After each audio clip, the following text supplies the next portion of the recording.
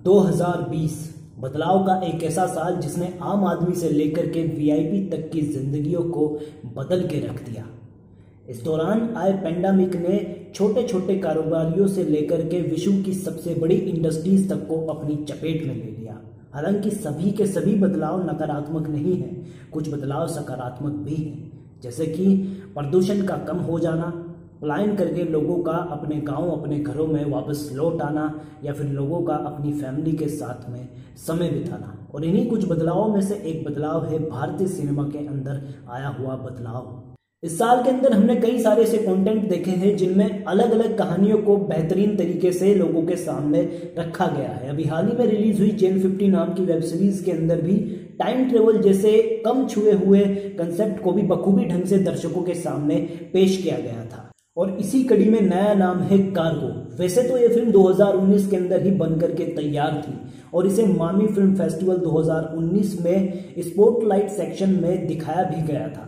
इस फिल्म को डायरेक्ट किया है अराती कादव ने और उन्होंने ही इसकी कहानी को भी लिखा है। साथ ही इस फिल्म को प्रोड्यूस किया है श्लोक शर्मा, नवीन शेट्टी, अराती कादव और अनुराग कश्यप ने। इस फिल्म के अंदर हमें दिखाई दिए हैं विक्रांत मैसी, श्वेता त्रिपाठी, नंदू माधव और एक स्पेशल अपीयरेंस में है कोंकणा सेन शर्मा। ये फिल्म एक लो बजट की फिल्म है और इस फिल्म को मात्र 40 दिनों के अंदर ही शूट कर लिया गया था, जिनमें से 27 दिन की शूटिंग 2 स्पेसशिप नुमा सेट पर की गई थी और 10 दिन की शूटिंग आउटडोर में की गई थी। कहानी है मनुष्य और राक्षस जाति के बीच में हुए समझौते के बाद की। प्रहस्त नाम का एक राक्षस पिछले कई दशकों से इप्सो नाम के एक संस्थान में पोस्ट डेथ ट्रांजैक्शन सर्विस में काम करता है। उसके पास मरने के बाद लोगों की सोल आती है जिनकी मेमोरी मिटा करके नए जन्म के लिए वो उनका ट्रांजैक्शन कर देता है। प्रहस्त पिछले कई दशकों से किसी से मिला नहीं है और एक स्पेसशिप के अंदर अकेला ही काम कर रहा है। वो अपने काम से बहुत प्यार करता है, लेकिन तभी उसकी मुलाकात होती है उसकी नई असिस्टेंट युविष्का से। युविष्का स्वभाव में प्रहस्त से बिल्कुल विपरीत है और उम्र में भी उससे कई छोटी है, जिसके कारणवश प्रहस्त को वो कुछ खास पसंद नहीं है। इनके काम करने के तरीके भी अलग अलग हैं। अब ये दोनों एक दूसरे के साथ में सामंजस्य बिठाने में कामयाब होते हैं या नहीं, और कार्गो के रूप में इनके पास आने वाले मरे हुए लोगों के इमोशंस इनके ऊपर क्या प्रभाव डालते हैं, ये जानने के लिए आपको देखनी होगी फिल्म कार्गो। फिल्म के अंदर मॉडर्न साइंस को इंडियन मैथोलॉजी के साथ में जोड़ करके नए रूप में पेश किया गया है और साथ ही इस फिल्म का कंसेप्ट पूरे तरीके से काल्पनिक है और फिल्म के अंदर आपको एक नई लेकिन रोचक दुनिया का अनुभव होगा। फिल्म के अंदर पुनर्जन्म के कॉन्सेप्ट को भी नए तरीके से बताने की कोशिश की गई है। साथ ही मृत्यु के बाद कार्गो के रूप में स्पेसशिप में एंटर करने वाले लोगों के दिमाग में जो ख्याल चलते हैं उनके ऊपर भी डिटेलिंग में काम किया गया है और वो ख्याल वास्तविक लगते हैं।